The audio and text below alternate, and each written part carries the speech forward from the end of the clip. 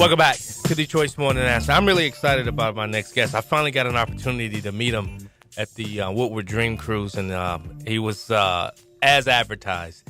But before we get into this discussion, because I think it's a very important discussion, I want to play two audio clips. One, this is a Minnesota House member. I want you to hear what she listen closely to what she thinks is important to the people of not only Minnesota, but around this country. Issues voters care about. Where does Trump go? Migrant crime, carjackings, the really lurid, awful stuff that is a crazy, crazy visual. Don't take the bait, because most Americans are more worried about how are we going to address mental health issues, the visible homelessness that we see on streets, and how do we deal with mental health and other issues that drive the sort of random incidents that scare all of us.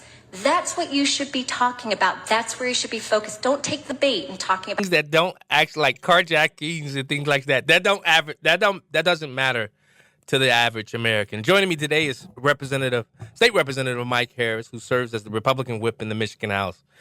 Before he was elected, he spent years on the front lines as a police officer, so he knows firsthand the realities our men and women in uniform face. Right now, he's sponsoring legislation that will create the new Public Safety Trust Fund, which dedicates $115 million every year to strengthen law enforcement and support communities facing violent crime. The House budget includes this funding, but Michiganders are still waiting for a final state budget. When you think about everything that's happening in Michigan, President Trump has talked about sending the National Guard into high-crime cities if local leaders fail to act. There's a lot to unpack here, so Representative Harris, thank you for being here. Welcome back, my friend. Yeah, good morning, John. Great to be back. Before we get into what happens if Trump brings in the National Guard to Michigan, you sponsored House Bill 4260, which dedicates right around $115 million annually to the new Public Safety Trust Fund. Why do you believe this fund is necessary right now? Well, if I can go back to the recording you just played, holy mackerel. It's, what a slap in the face to real victims across the country. Yes. I mean, you and I have both held the hands of victims through our careers. Yes. And I can tell you that that's a real concern for them. Yes. And I think it still continues to be a real concern for their families, their friends, anybody that's been touched by violent crime. Yes. Or even fear violent crime, right? So, yeah, that was part of one of the big pushes on this Public Safety and Violence Prevention Fund. And it's $115 million every year, as you said. $72 million will go to cities, villages, and townships. And that's based, John, on violent crime stats that get reported to the FBI. Yeah. So as you know, every state reports, their crime stats every year to the FBI, and they put out a uniform crime report, which is available online and actually really interesting reading. It is. But this is based on numbers for murder, rape, robbery, and aggravated assault. So the top four that get reported, right? Yeah. And so this money will be dispersed across the state. We know Detroit, Grand Rapids, places like that are huge cities, tend to have some heavier violent crime. They're going to be capped at $18 million. There's no higher amount a community can get than $18 million. That way we're not robbing from some of the smaller communities that need it. $40 million will go directly to sheriff's departments. And because we have seen and we fear that some money might be offset by, county commissions or whatnot, this is going straight to the sheriff's departments, not through any type of political theater or whatnot. It's going straight to the sheriff so they can operate where they need to. And their fund is based purely on the number of sworn employees they have, sworn full-time employees. And we do that one different, John, because not only do they handle so many areas in rural Michigan that may not have violent crime, but they also have to handle the incarceration side, right? Yep. And sometimes taking these people back and forth to court. And so we know they need a little different kind of help. And here's some interesting things. And it took me really digging in and learning from some of these groups.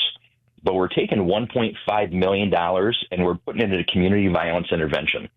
So these are like the neighborhood or community groups that are going out and interacting with gang members and drug dealers and whatnot to try and address that violence at the source, before things really maybe get fired up in a community between, rival gangs or whatnot. Yeah. And I've had the fortune of meeting some of these folks.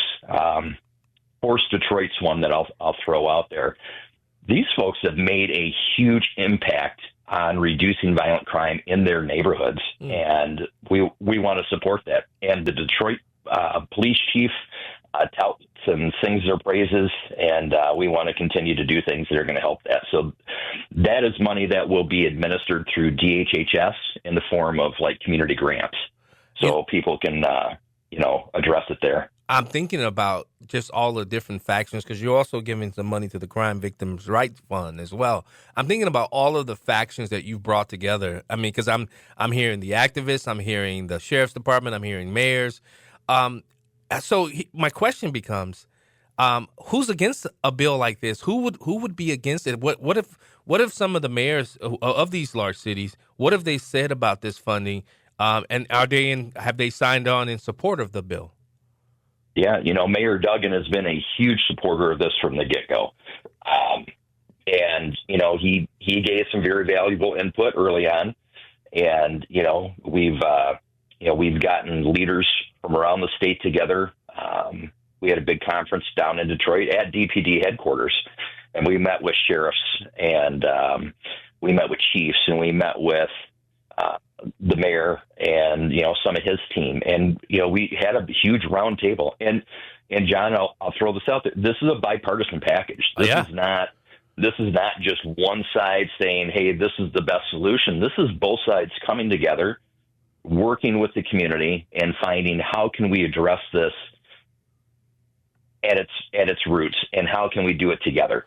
And, unfortunately, it still becomes political, right? This is, the Senate Democrats have their own version of this, which actually is like $40 million less and diverts a lot of money, instead of going straight to law enforcement, diverts it to other things. But I think we have the support of a lot of groups in this package. I mean, the bill passed in the House 104-4. What does that tell you about the urgency of tackling crime in Michigan?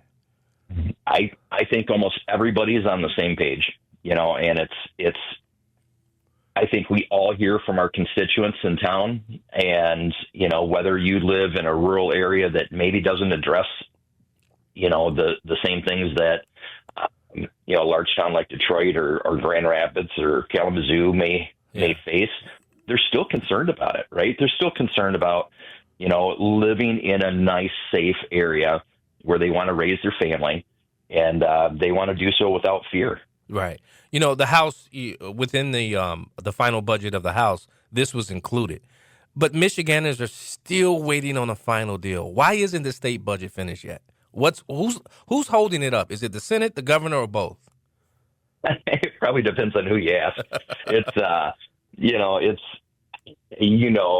Having done this before yourself, it's always interesting during budget season. Oh my. And it's probably some of the most contentious times during the year, right? We passed, because we anticipated there would be game playing, we passed a government shutdown prevention plan. So in case things, started stretching out, kind of like what they're doing now, that we made sure that essential services in the state were going to be taken care of, and the Senate refused to act on it. So, they kind of started the game playing early on with the Senate not wanting to move anything. And when I say that, understand that in Michigan, the Senate is currently controlled by the Democrats. Yeah. So there's a little bit of a battle with divided government, right? Yeah. The House controlled by the Republican Party. And I wouldn't know. I never had this. I've never been in a position where we had a chamber of the government. So, you guys are in a position that I've never been in. So I'm sorry.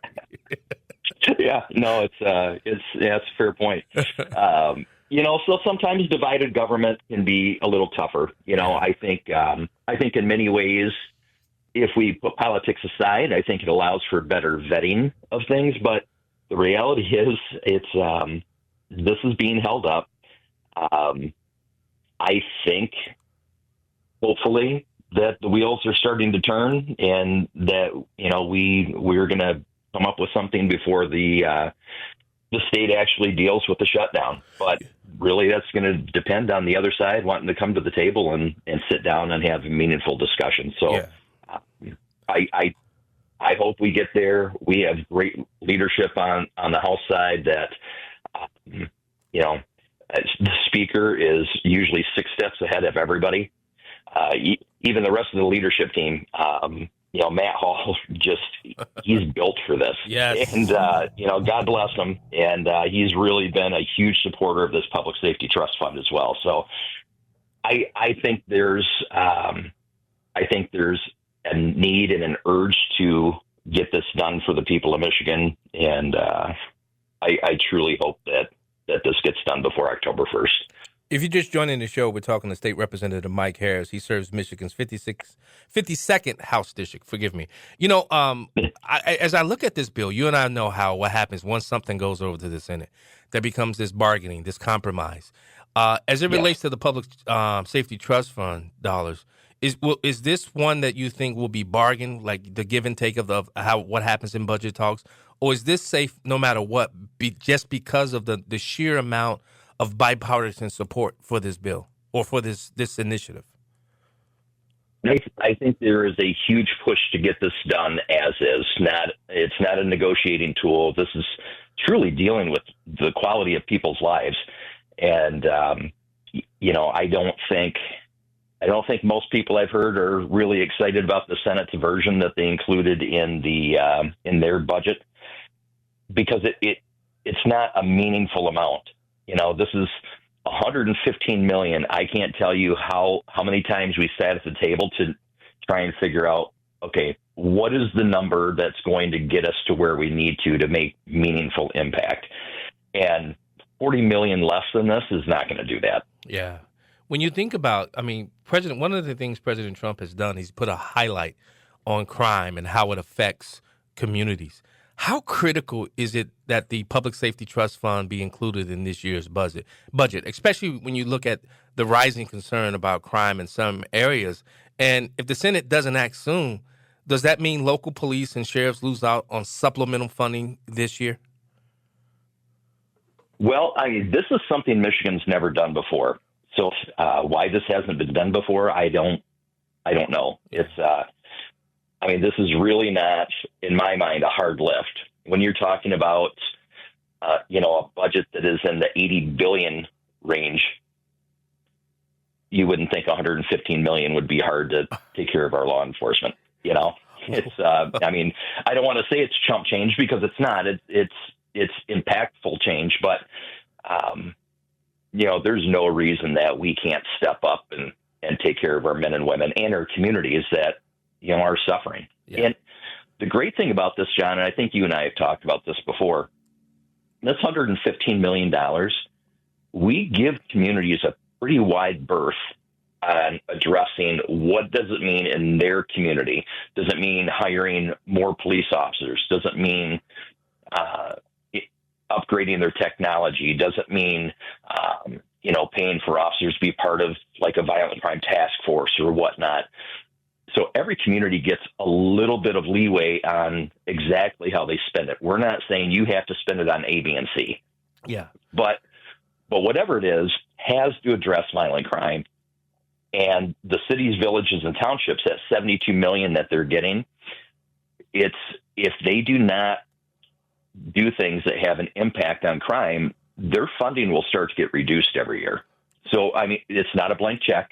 We're not, heaven forbid we actually have some accountability in government, but that's exactly what we're doing here, right? Yeah. We're incentivizing people to take real meaningful action against violent crime and then show us the results. President Trump has said he's prepared to send the National Guard into cities that are struggling with violence if local leaders don't act. Now, as a retired officer and a legislator, what was your reaction to that? What would your reaction be if President Trump said he's sending them to Michigan? Would he be welcomed? Yeah, in my mind, yes. Yeah. So, I mean, really, I think what people miss out on, and you just hit on it, is it's when communities refuse or fail to act, right, that this comes into play. And, I think a major city like Washington, D.C., if you fail to act on something, your entire community is hurt by that.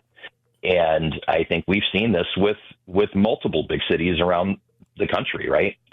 Violent crime is, I think this weekend we just saw over 50 people shot and killed in Chicago. Yes. I mean, come on. I mean, at what point do we have to say communities either are or are not acting and taking their community's best interests at heart? And if it's an issue where they don't have the resources, then by God, ask for help. Yeah. Right? Yeah. And I think this administration in the White House is willing to give you the help. Representative, we need somebody in Michigan to create this, what Illinois has. It's called HeyJackass.com. It shows you how many people, like it says, 9 people were killed over the holiday weekend, 47 wounded. Those are the ones that you and I both know. Those are the reported shootings. There were shootings that probably weren't reported. We need somebody to create something like that so that you as legislators, because when I was introduced to HeyJackass.com, it reinforced my argument as to why we needed to help the policing community. Because when you think about just how much stuff that legislators vote, and then now police officers, state police have to take on the burden of a lot of these unfunded mandates.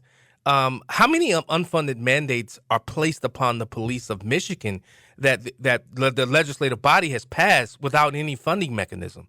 Is that a problem here for law enforcement in Michigan?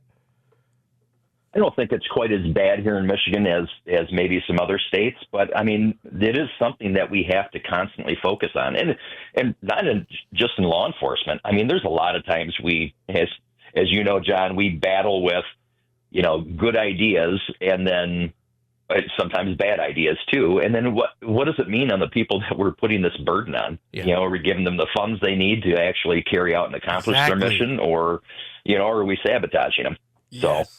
Now, the big thing now is a lot of legislators and Congress peoples, I call them peoples, they're all upset about police officers, the ICE agents wearing masks. What's your take on, because, I mean, I remember just a couple of years ago when police officers were forced to wear masks.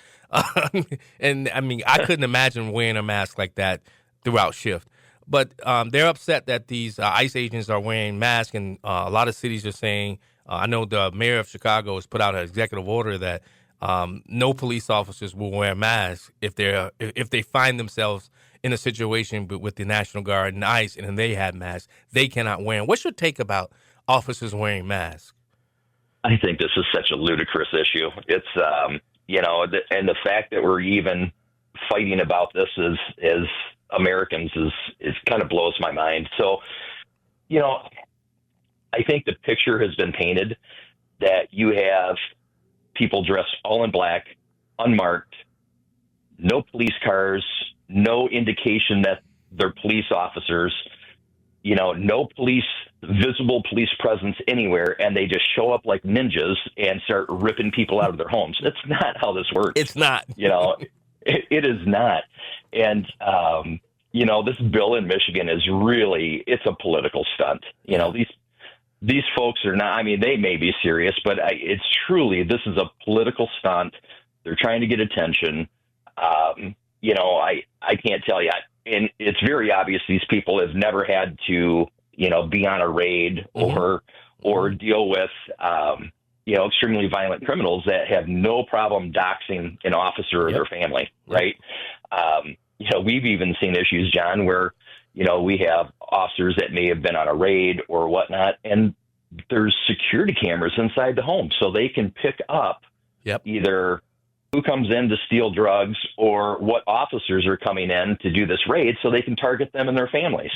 At some point, if we don't take a stand and say, knock the politics off when it comes to protecting our men and women in blue, shame on us. Yeah. And, I've been very outspoken about this whole thing, but, there are very legitimate reasons to wear a mask. Yep. And it's not a day in, day out practice. Correct. Right? It's certain situations. Sometimes you have departments that you may have people doing double duty. They may do undercover stuff, and then they may be part of a raid where they're in uniform or out of uniform, but with uniform presence there, and they wear a mask so their undercover identity is not blown. Yeah. I mean, there are some real strategic benefits to doing this. I agree. It's just not an everyday thing. You know what, Representative? A bill that I introduced in Illinois to protect police officers and their information, because in Illinois, a judge's information is completely wiped. Like if they apply for a mortgage, their information is completely wiped. The ACLU of Illinois came in and put a brick on that bill. But I think police officers throughout this, not just Michigan, but throughout this country, their information needs to be protected. And I was trying to do that in Illinois, and I don't know if you guys have anything like that in Michigan.